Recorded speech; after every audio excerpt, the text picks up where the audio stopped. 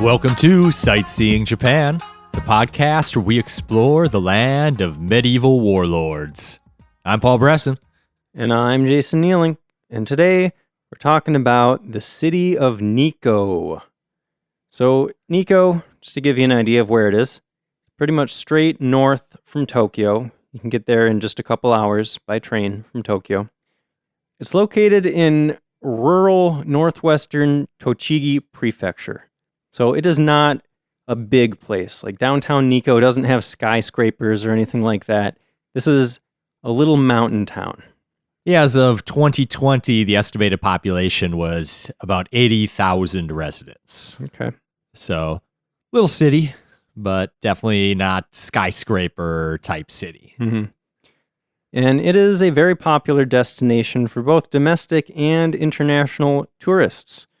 Like I said, it doesn't take too long from Tokyo, so you could do a day trip if you really wanted to, but there's so much cool stuff to see there. I think I would recommend doing at least a couple days there. Absolutely. Honestly, you could probably fill up the better part of a week in Nikko. Yeah. If you so chose to. Mm-hmm. There's lots of cool temples and shrines, a lot of natural beauty up there. There's Nikko National Park. There's a lot of onsen, so that, if you're doing a lot of hiking or walking to these different attractions, you can chill out in a nice hot bath. They got great regional food. There's a lot of history there. Definitely history, yeah. A little something for everyone. Yeah. Did you hear the saying the Japanese have about Nikko? I don't think so. They say, never say keko until you've seen Nikko. Okay, yeah, I did see that, I guess. So keko means beautiful, or I'm satisfied, or magnificent, that type of thing. Yeah, like if somebody asks if you want something, and you're like, no, I'm okay, you say kekko desu. So it's like, I think the saying is supposed to mean like, don't say, oh, I'm okay, I don't need to go do that until you've actually seen Nikko. Yeah, you know? It's a reference of all the beautiful sights in Nikko that you can go see. Mm-hmm. Like, you gotta go see them. Yeah. Well, I mentioned there was some history to be had in Nikko, so let's talk history. Let's start in 766. I think that's a good time to start. All right. So there's this Buddhist monk, Shodo Shonin was his name, and he established a temple called Shihon Ryuji. He also established a shrine called Futarasan Shrine. This was a site of mountain worship for these three sacred mountains around there. You got Mount Nantai, Mount Nyoho, and Mount Taro. And then in 784, he established another temple known as Chuzenji. So, there's this big sacred area, basically, with all these sacred buildings that he's founding. And basically, Nikko developed as a temple town around this sacred area. Exactly. And I want to point out, at the time, back 1,200 years ago or whatever, these places, like these temples and shrines, weren't considered separate temples and shrines like they are now. They would have been thought of as a part of the same collective holy place. Because if you remember, if you're a long-time listener of the podcast and you listened to episode 9 when we talked about temples and shrines, we talked about how it wasn't until the Meiji Restoration when temples and shrines were split apart. Yeah, exactly. So Nikko is one of the few places that still has a bit of a mixture going on. Mm-hmm. We'll talk about that a little more later, I think. Yeah. So due to Nikko's remote location in the mountains, it attracted other Buddhist monks that were seeking solitude. They wanted to get out in nature. They wanted to commune with the kami, right? So a lot of monks came, including a few very famous monks that ended up founding their own sects of Buddhism. Oh, wow. Yeah, I think we talked about Kukai before, right? Does that name sound familiar at all? It does. I think he might have been the founder of Shingon Buddhism. We've talked about so many temples. And different sects. Yeah. Can't keep them all straight. Around the 1200s, the Kamakura shogunate was in power. We've talked about them before. Yeah. And those guys were apparently big fans of Nikko. And that really helped Nikko flourish in the following centuries. It became more and more of a destination in Japan. Nikko became even more famous during the Edo period. Our old friend Tokugawa Ieyasu, who established the Edo Bakufu, the military government that finally united Japan in 250 years of peace after the Warring States period, he really liked Nikko. Yeah, so I just want to pause on him for a moment because he's a super, super important figure. You know, we've talked about him before, but if you're not familiar, he's basically like the most important guy in Japanese history. You could definitely make that argument. And I want to mention, if you want to learn more about how Japan was united and how he came into power, I want to recommend this historical documentary on Netflix, at least on American Netflix right now, called Age of Samurai, Battle for Japan. Paul, have you gotten a chance to watch that yet? I haven't. It's so good, man. You know, we've talked about this guy so many times in the podcast, but I still learned so much about his life and how he ended up where he ended up through this documentary. So I recommend it to anybody listening to this that is interested in learning more about him. Yeah. Man, he had a wild story of his life. Mm-hmm. And the documentary starts all the way back at the birth of Oda Nobunaga and tells that whole story up until the very beginning of the Edo period. Yeah. It's pretty interesting. That's such a great story. Mm-hmm. Anyway, so Tokugawa Ieyasu, he died in 1616, right? Yep. Which was a big deal. And in his will, he said that a year after his death, he wanted a small shrine in Nikko to be established for him. And so this is why and how the Nikko Toshogu Shrine came to be. And this is now like the biggest attraction in Nikko. Yeah, his mausoleum is in that shrine, and it houses his spirit. Now, Paul, let me ask you something. Yeah. Where are Tokugawa Ieyasu's remains? Like I don't his know. Physical body. I don't know. A lot of people think that he is buried here in Nikko at the shrine. You got the real story? I think I do. Okay. So, from what I could tell, he was actually buried on Kunozan, a mountain in Shizuoka Prefecture. And actually, Paul, I look back, you said that back when we did the Chubu region episode. Oh, yeah? Yeah. And I saw some sources online saying that his remains were here at Nikko. And I'm like, whoa. That doesn't sound right. So I did a deep dive. And even like Wikipedia says that his remains are at Nikko. I'm pretty sure they're wrong, though. It sounds like it's just his spirit that is enshrined here at this shrine, as it is at several other Toshogu shrines around the country in like other places where the Tokugawas lived. But yeah, his body is at Kunozan. And I have a little more to say about that as we get a little bit further along in the history. Okay. So this small Toshogu shrine was constructed in Nikko. It became a big draw for the area, obviously because it enshrined this really, really important guy. But it's just a little shrine. There's not much there to see today, right? Not right. Oh, man. What happened? Well, in 1651, Ieyasu's grandson, Iemitsu, he was a really big fan of his grandpa's. And he decided that Ieyasu deserved more than just a little shrine. He wanted a big shrine, but not even just a big shrine. He wanted the most magnificent shrine complex ever seen before. I've heard it described as flamboyant. He built an amazing ode to his grandfather. Yeah. Which I also think was a shrewd political move, because it was still a young dynasty at this point, and Ieyasu was their legitimacy. So he tied himself as closely as possible to his grandfather to legitimize their rule. Mm-hmm. And I think Iemitsu himself was a very important figure in Japanese history because he ruled well for a while and helped establish that dynasty after all those years.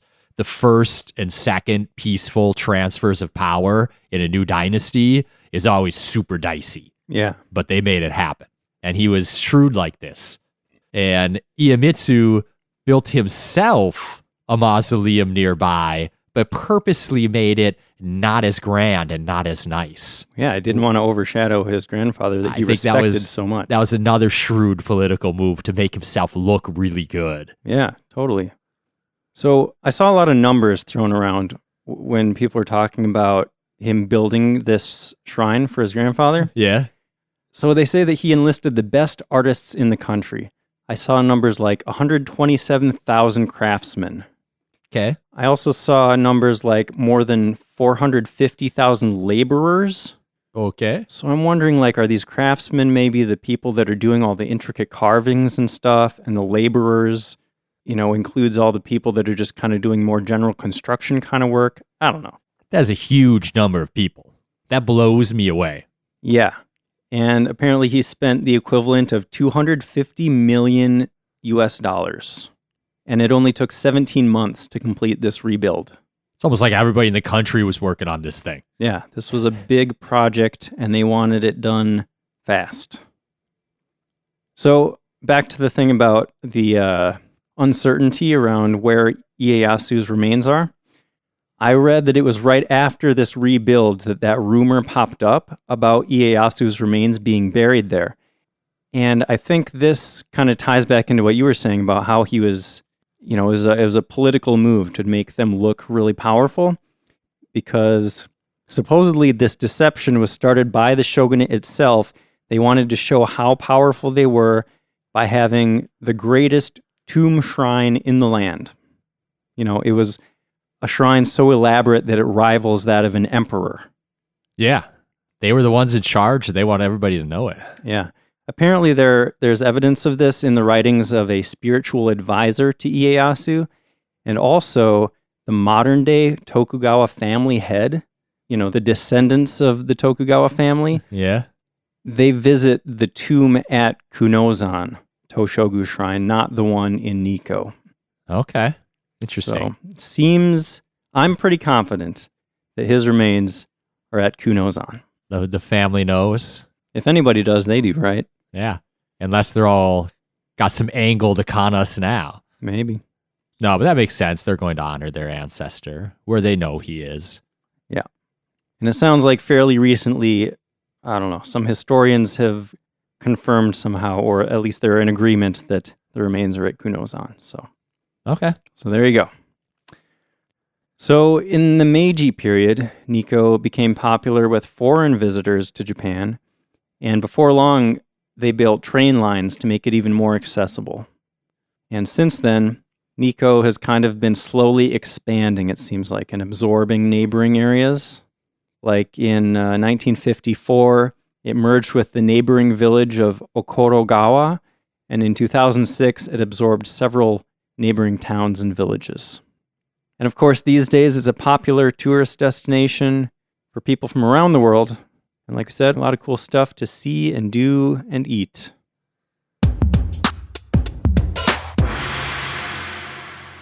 All right, Jason, should we take a imaginary trip to Nikko in our minds? Let's do it. We're going to take the train to Nikko from Tokyo. How about that? Okay, sounds good. Where should we go first? What should we do? I'm thinking, why don't we make our first stop at Nikko Station? Seems like a good place to start. Yeah, that makes sense. Because Nikko Station is kind of right around where all the touristy stuff is.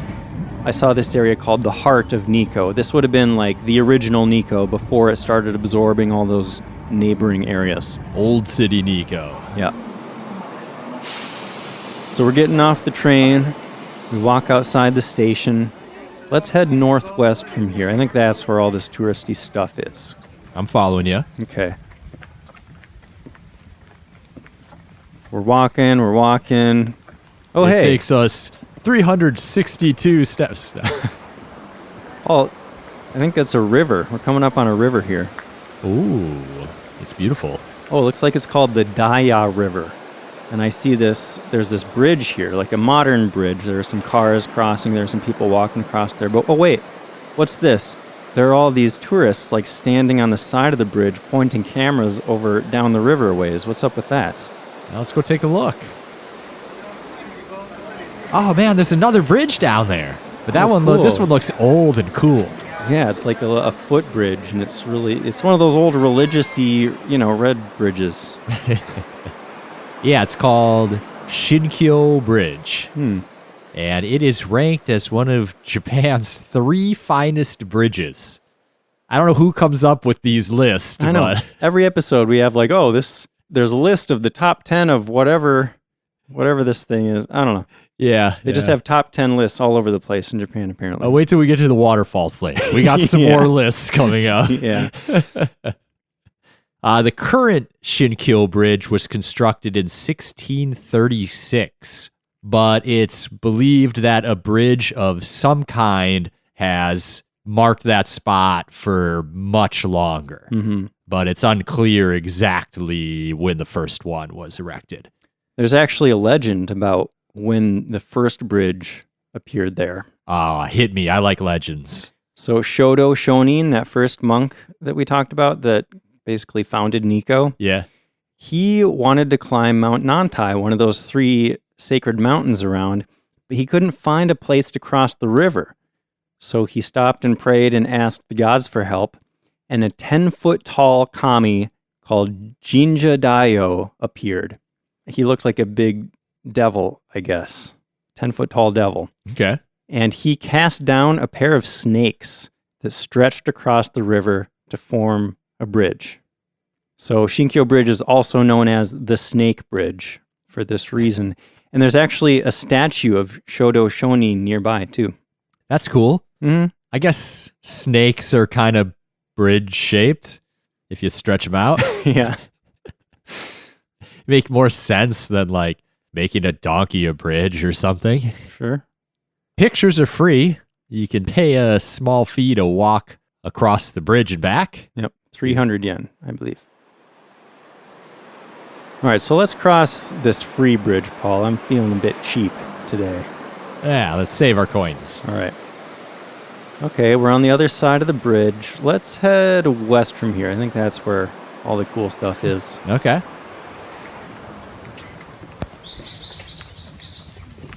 Doop-de-doop-de-doo. Oh, hey. I think that's Rinnoji. That's an ancient Tendai Buddhist temple. I think that's like the first one that Shodo Shonin founded. It sure is. But I'm pretty sure it wasn't actually called that until the Edo period. I saw that the emperor gave it that name in the Edo period. So let's walk up and see the temple's main building. Okay. I've heard that inside it houses large gold lacquered wooden statues of 3 gods. Sweet. Oh yeah, that's the Hall of the 3 Buddhas, right? Yeah. The 3 deities are regarded as Buddhist manifestations of Nikko's 3 mountain deities. Oh, cool. Paul, look at that. There's even I think that's a famous cherry blossom tree there that's estimated to be 500 years old. Whoa. That's really old. Yeah. And look at this. This whole complex is really big. There's like so much stuff around here. There's a Japanese garden over there. It's all these buildings. There's a treasure house that houses Buddhist and Tokugawa related exhibits. Sounds like it has a lot of classical Japanese art, and that has a Japanese garden too. Yeah, definitely taking a look there. So let's head north from here, because I think that's how we get to Nikko's biggest attraction, that Nikko Toshogu Shrine. So like you said, this is the one built to honor Tokugawa Ieyasu, easily one of the most elaborate shrines in the country. Yeah, I almost feel like it was the Japanese era of Rococo, if that makes sense. Like, it's just very intricate wooden carvings. It's like a lot going on. Every building is very lavishly decorated. Yeah, I was reminded of the Baroque period. Okay. So here we are at the base of the shrine, standing in front of Yomeimon Gate, also known as the Sunset Gate. And this thing is a national treasure, and it looks super cool, super ornate and colorful, like everything else at this shrine. And they call it the Sunset Gate because you could just sit and watch it all day until the sun goes down. Just sit and stare at it. Yeah, never get bored. Yeah, there's so much to see. All those little details. I've heard it described as Japan's most ornate structure.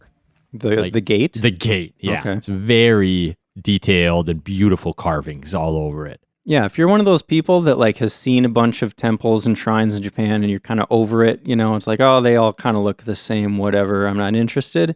This place will still be like, whoa, okay, this is like nothing I've ever seen before. If you can ever get past the gate, there's over a dozen buildings, all lavishly decorated, and it's sat inside like a forest. Very beautiful place. Definitely. And I mean, all these buildings just have so many super detailed carvings. Like you could spend all day just going around looking at all these little carvings. Yeah, there's some specific, very famous carvings. Yeah. I think I see one of them over here. Is it the monkeys? I want to see the monkeys. Yeah, here's the stable for the shrine's sacred horses. And up top there, you can see that carving of the 3 wise monkeys. Maybe you've heard of these guys. They're the ones that embody the saying, see no evil, hear no evil, speak no evil. You know, one's covering his ears, one's covering his eyes, one's covering his mouth. Yeah. Pretty well known. Yep. There's also a sleeping cat carving that's pretty famous. But my very favorite is Sozo no Zo. Did you hear about this guy, Paul? No. It translates to imagined elephants. Ah, the elephants. Okay. I love the elephants because they were apparently carved by an artist who had never seen an elephant before. And they're great. Like, he got close, you know, but not quite. But he missed the mark in the best way. Like, these things look hilariously awesome. Yeah. And this is early Edo period, so there's no photographs. He's maybe seen other people's drawings or paintings of elephants. Mm-hmm. And that's what he's going off of. Yeah, they're pretty cool looking. So northwest from Toshogu is Futarasan Shrine. This is another one that was founded by Shodo Shonin, that first monk in Nikko. And this one is dedicated to the kami of the 3 sacred mountains. And it's actually named after one of them. Mount Nantai is also known as Futarasan. That's where the name of the shrine came from. Its main attractions include the bright red shrine pavilion, and I'm a little more interested in this part, the haunted garden lantern next to the shrine building. Did you see anything about this? Ooh, spooky. They call it Bakedoro, which means, well, if you listen to our first Halloween episode, we talked about yokai, right? Uh-huh. We talked about a subclass of yokai called bakemono. That bake indicates that these are shapeshifters. And a toro is a Japanese lantern. So this is a haunted lantern. And legend says that the lantern changes into a spooky shape when it's lit at night. And apparently there are still marks on it from the swords that were swung at it by startled samurai that saw it shape-shifting, I guess. Oh, wow. Yeah, isn't that cool? That's cool. Also, that Shinkyo Bridge, that first bridge that we saw, that also belongs to this shrine. Mm-hmm. So let's head west from here. Let's go see Taiyuin. Okay. Taiyuin is the mausoleum that Tokugawa Iemitsu built for himself. Mm-hmm. So he's enshrined and entombed there. Like, I believe his remains are actually... Like, he's actually there. Right. Okay. And technically, this mausoleum belongs to Rinnoji, that first temple that we visited. So it's like all this stuff is kind of packed together in this area. So it really makes sense that all of this used to be considered, you know, part of the same complex, like the same sacred area. Yeah. But then the Meiji Restoration happened. And they were like, we need to separate all of these things. Yeah. But you can only do that so much. I hear especially in the Toshogu Shrine, you can see a lot of elements of Buddhism still in the design and the carvings and that sort of thing. Because you can't just go take a carving off a building very easily. Yeah, that makes sense.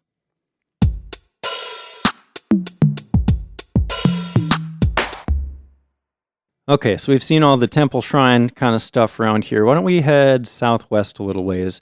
I heard some really cool stuff about the Tamozawa Imperial Villa. Dude, this place sounds so cool. I know. The villa was erected in Nikko in 1899 using parts of a residence that originally stood in Tokyo. Oh, I didn't realize that. Yeah, and the residents in Tokyo were from a branch of the Tokugawa family and were even later on used as the Imperial Palace for a time. Interesting. But in 1899, it became like a summer residence for the Imperial family. Yeah. So what I thought was so cool about this place is the architecture. Like it has those original traditional Japanese stylings, but then since it was built in 1899 in Nikko, they also brought in more modern Meiji-era stylings. So, for example, I saw there's a pool table in there. Yeah. Yeah, there's one room with a pool table that looks exactly like a fancy Western parlor. Mm-hmm. But then there's a bunch of rooms with tatami mats, and there's the sliding paper doors. Mm-hmm. So it's the really unique, interesting blend of East and Western architecture. Yeah. And it's one of Japan's largest wooden villas. It's huge. Basically, I think of it as like a traditional Japanese style mansion, you know? Yeah, there's 106 rooms apparently. Mm-hmm.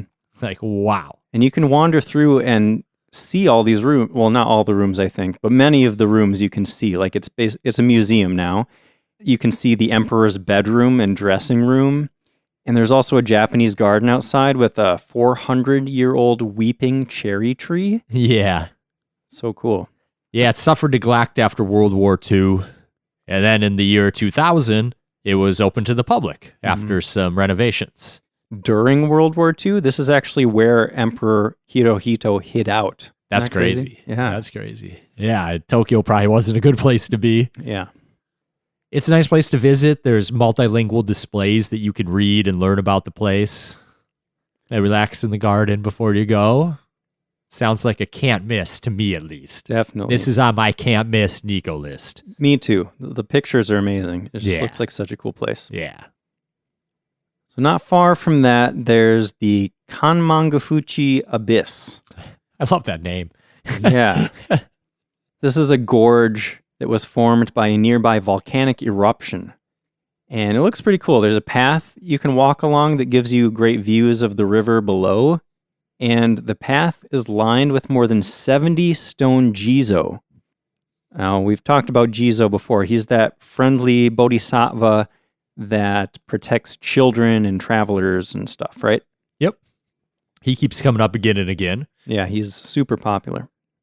The gorge is a few hundred meters long, and it's like right in the city or right near the city. It's like right there. Yeah. It's a nice little walk. You enjoy the view. Yeah. So let's walk west along that. And I kind of want to move a little further west, Paul. I'm feeling like getting out into nature a little bit right now. What do you think? Yeah. Should we head out to the lake? Yeah. So, west of here, we're going to be entering an area called the Okunikko region, which is actually a part of Nikko National Park, which is pretty big. Yeah. And very, very pretty and cool. So this lake that Paul mentioned is Lake Chuzenji. This is one of the main attractions in the area. The lake was created more than 15,000 years ago by the volcanic eruption of Mount Nantai. Yeah. That must be the same eruption that formed the gorge, right? You would think? Could be. Volcanoes erupt a lot sometimes. That's true, yeah. Yeah, the lake is literally right at the base of this mountain. Like the mountain just towers over the lake. Yeah. It looks so cool. Yeah, and there's a pleasure boat that leaves every hour that will take you around the lake so you can get all the best views, Who decided to call it a pleasure boat? That just seems like... I don't know. I don't even know what to say about that. I guess there are a lot of different types of cruises you could call pleasure boats, right? And maybe the name implies some of the more risque versions of that. Is that what you're thinking? Yeah, I just feel like if someone was like, hey, I want to take a ride on my boat, see the lake, I'd be like, yeah, cool. But if this dude was like, Want to get on the pleasure boat? I'd be like, no, I don't. There's a lot of pleasure in store for you. Come on. It's got a secret basement with all sorts of toys down there. Whoa. Let's get back to the lake here. Okay. So near the lake, you'll also find Kegon Falls. This massive waterfall. It's 97 meters high, or 318 feet. That's so high. It's a pretty big waterfall. Did you know it's one of Japan's 3 most beautiful waterfalls? I did know that. Someone made a list. Yeah. Did you know that there are 3 different viewpoints? Well, there's a free observation platform, right? There is. There's a paid platform at the base. And then you can also take a ropeway to what they call Akechi Daira observation deck, which is a bit further away, like you're getting more of a distance view. So it gives you like an expansive view of the area. You get to see all the trees around it and kind of the valley, and you get to see the lake in the distance. Really amazing view. Nice. Yeah. So I want to go to Lake Chuzenji and spend the whole day there. Yeah. There's an onsen on the east shore, and there's a 25-kilometer long hiking trail that goes around the entire circumference of the lake. That's a long hike. Yeah, that's like an all-day hike. I want to do that, and then I want to come back and just relax in the onsen and eat a really nice dinner and go to bed. That does sound nice. But Paul, I think we're going to need to extend our stay in Nikko here a bit, because I have another hike in mind. I'm totally with you on going around the lake, but the next day we need to do this other hike. Okay, where are we going the next day? Okay, so have you heard anything about the Senjogahara hiking course? No. It looks awesome. So on the north side of Lake Chuzenji, there's another waterfall called Ryuzu Falls. Yeah. And the trail starts there, and then it goes further north through the Senjogahara marshland.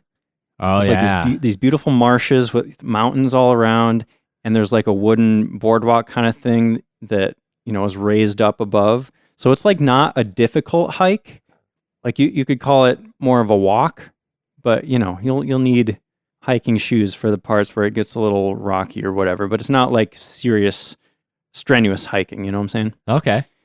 So you go past the marshland and then up to another waterfall, Yudaki Falls, and then get this, at the end of the hike you end up at Yumoto Onsen, a little onsen town just nestled in nature up there, and you can rest your feet. That's awesome. Yeah, and this hike only takes 2 to 3 hours. So, if you're not up for doing the whole lake circumference, this might be a good option. And if that's still too much, you can even hike smaller sections of that, because there's a bus that goes along there and makes multiple stops along the trail. Okay, that's cool. Yeah. And if you visit in winter, you can even rent snowshoes or cross-country skis. That'd be great to ski. Yeah. That's cool. Yeah. There's also some really nice views of the lake from the Shuzenjiko skyline, which is an 8-kilometer long former toll road that got turned into a hiking trail. Nice. So that just goes back and forth, a quarter of the way around the lake or something. Cool. So you can just go out there, hike for an hour or two, and still get some really amazing views of the lake and the mountain. Yeah. There's also some history nearby, too. What's that? So the elevation's kind of high here. It's over 1,200 meters from sea level, being up near the mountains. Mm-hmm. So it's a lot cooler. So there were foreign diplomats stationed in Tokyo that had villas out here. Oh. So there's an old British villa and an old Italian villa that you can go tour now. That's cool. And there's like historical exhibits in each of those places. And those are like right on the shore of the lake. Of Lake Chuzenji? Yeah. Cool. Man, there's so much stuff in Nikko, Paul. We need to like stay for a week or something. Yeah, the Natural Science Museum is out this way too. Cool. Yeah. So I know, a week easily.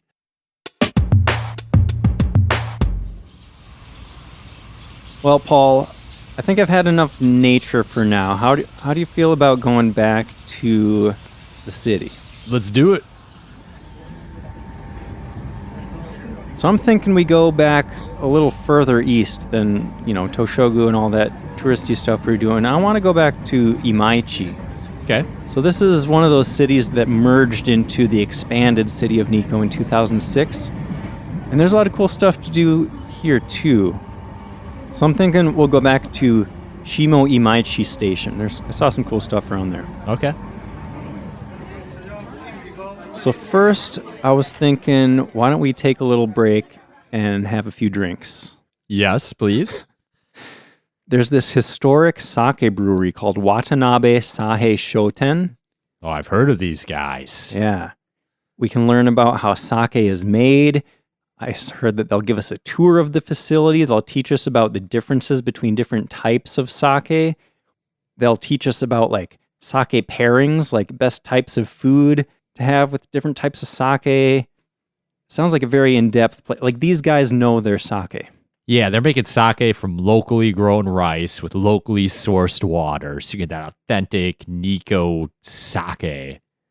It's been open since 1842, and it's the 7th generation owner from the Watanabe family. Wow. That's pretty cool. Yeah. And I heard the owner himself will often come give tours. That's and cool. just show you exactly what's going on. Learn right from the master. Yep. Awesome. So I heard that they do a full tour, but I think we forgot to make advance reservations, didn't we? So we're not going to be able to do that. I guess we'll just have to drink the sake to experience it. Yeah, I heard that they will still give us a sake tasting. We can just walk in and do that. So let's do that. And then you can buy the best sake once you've tasted them all in their gift shop. Heck yeah. How are you feeling, Paul? You all sake'd up? Yeah. Excellent. I'm ready to go do some tourist stuff. Yeah, let's go check out the Cedar Avenue of Nikko. So back in the Edo period, when Nikko was becoming a really popular destination in Japan, they planted all of these Japanese cedar trees along the roads that approached Nikko to provide shade for travelers, Yeah. I heard it's the longest tree-lined avenue in the world. Yeah, it apparently holds that record, even though these days the road is kind of split into different sections, like it's not all connected anymore. But originally, they planted an estimated 200,000 trees. These days, there are only an estimated 12,500 left because of neglect, and they actually did some logging after the Meiji. Yeah, during the Meiji period, they didn't take care of the trees as well. Yeah, that's too bad. But right here by, in this area, in Imaichi, we can still see one of the sections at Suginamiki Park. So let's head on over there. Yeah. Imaichi is really important to the Cedar Avenue. It was originally Matsudaira Masasuna, one of Tokugawa Ieyasu's feudal lords, who began planting the cedar trees after Ieyasu's death. And he planted them along 3 main roads leading to Nikko that all happened to meet up in Imaichi. Okay, so this is like the center of it. Yeah, this is like where it all converges and moves on. Cool. Let's check it out. Look at these trees, man. They're so big. They're so and tall old. and big and beautiful. They're like 400 years old. That's crazy. Yeah, that's so cool. I love old trees like that. Trying to imagine 400 years. Like, that's so long. Yeah. To still be alive. Paul, my feet are getting a little tired. What do you say we head north from here and get back out into nature a little bit, but not for hiking. I want to just sit in an onsen and relax. You want to go to Kinugawa? Yes, that's exactly what I want to do. Kinugawa is a little hot spring resort town. Just east, I think, of Nikko. It's northeast of Old Town Nikko, but pretty much straight north from Imaichi, I think. Okay. So let's take the train up there.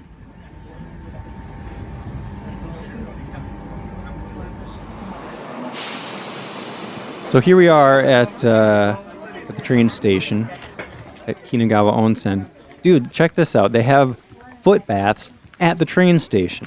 Yeah, those look great. Let's go relax. Yeah. Oh, they're even free to use. We don't even need to pay. This is great. Yep. So, from what I've heard, there are a bunch of public onsen around that you can use if you're visiting for the day. But good thing we're staying overnight, because we're staying at one of those local ryokan, the traditional Japanese inns. Yeah, of course. And we can use their baths. We get a private onsen. That's awesome. Yeah. I don't have to scare anyone with all my tattoos. Exactly, yeah. They wouldn't even let us into a bunch of onsen. Yeah. Good they have private ones. And this place is luxurious, too. Yeah, very nice. A lot of these ryokan are just like really nice looking. I mean, they got to be pretty fancy if you get your own private onsen, right? Yeah, you'd think so. So this area, Kinugawa Onsen, is named after the Kinugawa River that flows through it, and a lot of the hotels overlook the river, so got a good chance of getting a nice view. And if you want to actually play around in the river, there are some water activities that you can do. They have canyoning tours. There are natural water slides. The canyoning looked so fun. A little scary, though. There are like places where you're sliding down these slippery rocks on your belly. Yeah. And you have like a helmet. So you don't get knocked helmet out. and a jumpsuit. Yeah. And there's places where you're jumping off like at least 10-foot cliffs into these little pools of water. Like, it looked like a lot of fun. Yeah, definitely. So we definitely got to do that. Yeah, go play around in the cold river and then go relax in our hot spring onsen in the room. Oh, perfect. You know what I really want to do tomorrow? What? This is a place we've talked about briefly before. Oh, I think I know. But I need to experience the history. So let's go to Edo Wonderland. Yes. Yes, I'm so pumped for Edo Wonderland, dude. You have no idea. Me too. We're totally dressing up. Yeah. So Edo Wonderland is a history theme park recreating Japanese town life during the Edo period. Yeah, I think of it as like a Renaissance festival sort of thing, but, you know, based in Japan in the Edo period. And every day, all year. Yeah. So they have like Edo period architecture. The place is actually used as a film set for some old-timey movies. Yep. All the employees are dressed up in period garb. You know, they're going to speak like people did back then. Yeah, they're going to interact with you, especially if you dress up. I saw that you could pay extra to have like lord's clothes, and then they're all like extra deferential to you. Yeah, they're like bowing to you as you pass by and stuff. Like getting on the ground, the really low bow. You know? Yeah.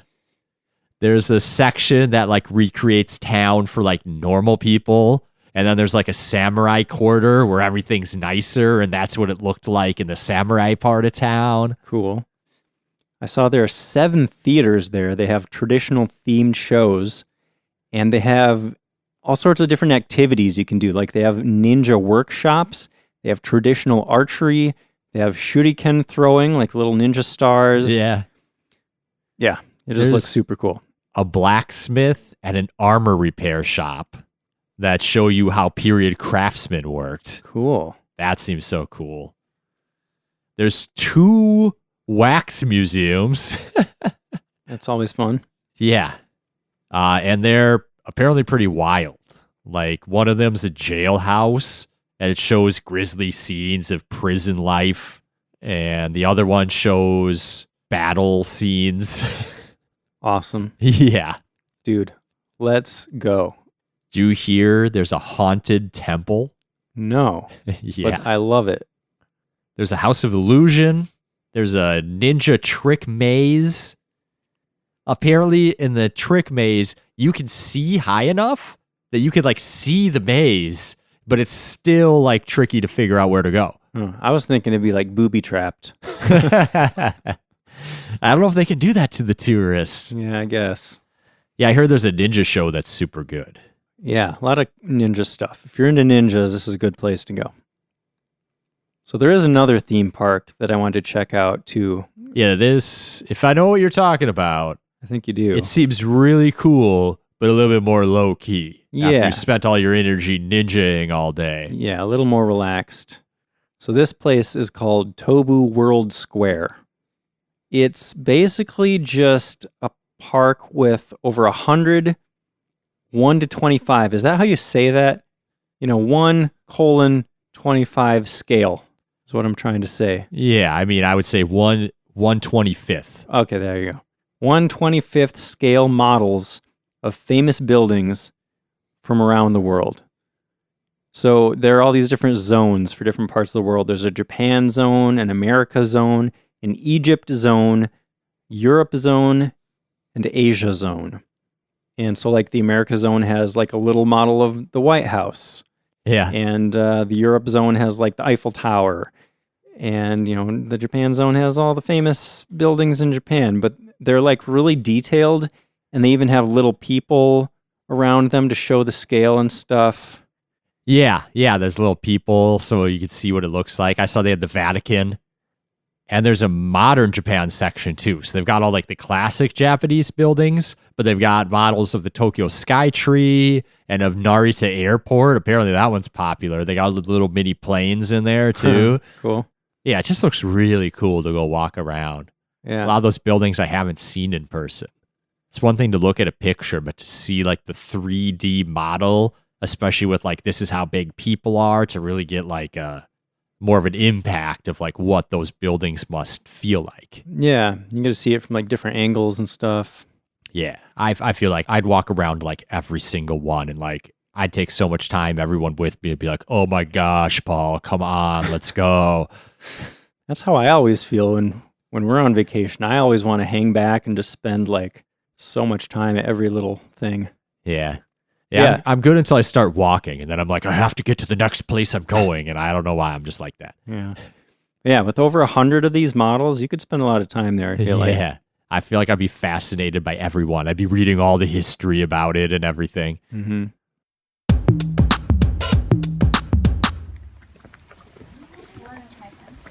I'm getting really hungry, man.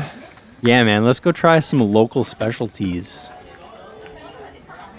I feel like you're going to talk about Wagyu. I was actually thinking, let's try some Yuba first. I'm down. I'm going to eat so much Yuba while we're here. I'm going to eat all the Yuba. I mean, you won't get bored of it, too, because they have a bunch of different forms of Yuba you can try, So, we've talked about Yuba a couple times before. It came up in the tofu episode, because Yuba is basically the skin that forms on a big vat of soy milk. Now, personally, I've only had dried yuba before. Like, you can buy it at an Asian market, and you just, you put it in water, and it kind of softens up. But in Nikko, you get, like, fresh yuba. Like, it hasn't been dried. And it looks a lot more tender and, like, good. I don't know. It looks good. So I've heard the taste described in Nikko as a mix between tofu and eggs. Okay, I can see that. And like I said, a lot of different forms. I saw you might get it wrapped up into like a little coil, like a spiral of yuba that almost acts like a dumpling. Like they stick it in soup, or you can put some sauce over it, flavor it in different ways. There's also, I'm really interested to try age yuba manju. Did you see that? What's that? So a manju is a little red bean paste filled, like cakey sort of thing. And are they frying it inside yuba? I saw that. Yeah, that's what the age part. The age means fried, so it's like a fried little yuba ball wrapped around red bean paste. That sounds so good. Yeah. I'm just so curious about the texture, you got the crispy fried stuff on the outside and then kind of the softer chewy yuba in that. I think they coat it in breadcrumbs before they fry it. Is it breadcrumbs? I thought it was just like a batter. It seemed like maybe like almost a tempura kind of batter. Yeah, it did kind of look like tempura. So Nikko yuba is specifically known for being made of 2 strips of the film. So it's a little bit thicker. Okay. Like Kyoto yuba is famous too, but it's 1 strip only. So did not know that. It makes the texture quite a bit different. Yeah. I saw someone talking about a meal they ate in Nikko, one of these fancy like 8-course traditional Japanese meals. And it was like almost every single course had yuba worked into it somehow. Oh, I think I heard about that place. Gyoshin Tei, I think it's called. Vegetarian kaiseki with a bunch of yuba stuff. Yeah. So cool that you get to try like all the different variations of yuba in one meal. I'm so looking forward to it. Oh my gosh. Yeah. All right, Paul. Well, that yuba was good. I'm full. You can go eat whatever you want. Yeah, I'm still a little hungry. We might need to split up for a second because I do want to go try some Wagyu. Okay, all right. So I don't know what you're going to do, but I'm going to head over to Guruman's Wagyu restaurant, which is famous for its delicious Wagyu beef.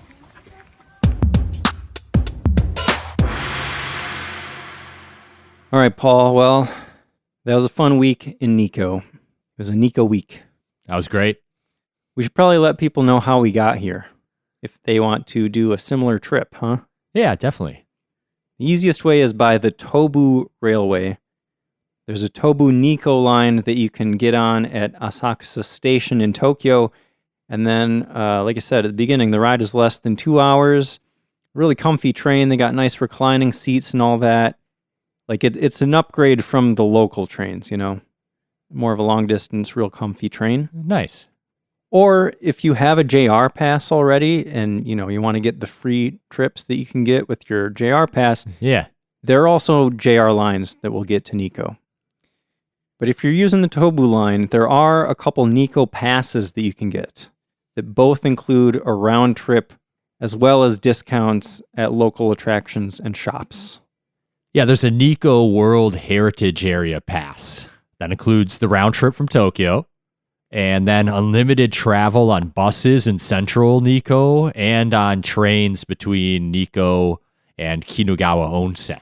And the pass is valid for 2 consecutive days for, it looked like just over 2,000 yen. Okay. So that's not bad for like all your travel for 2 days, basically. Yeah, totally. But then if you're going to stay there a little longer like us, there's a Nikko All Area Pass that is additionally valid on buses between Nikko and Okunikko and several other designated means of transportation around the Nikko area. So this is like a more inclusive, wider ranging pass. And this pass is good for 4 consecutive days. So Okunikko is included. That's that like naturey part over by the lake that we went to, right? Yep.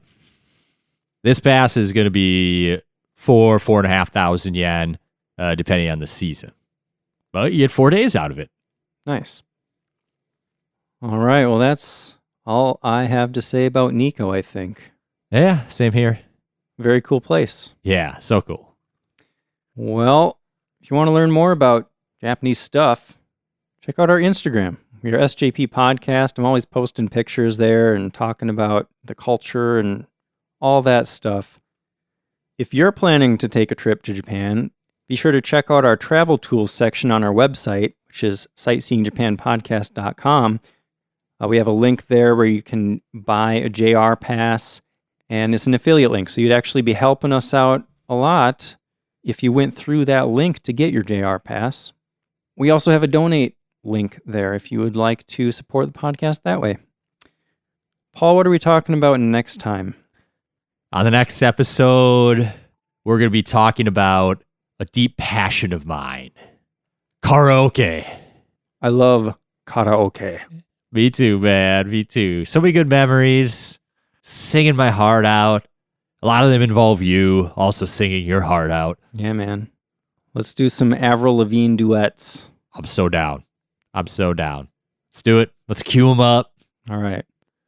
Well, Paul and I are going to go do that. Thank you for listening. We'll see you next time.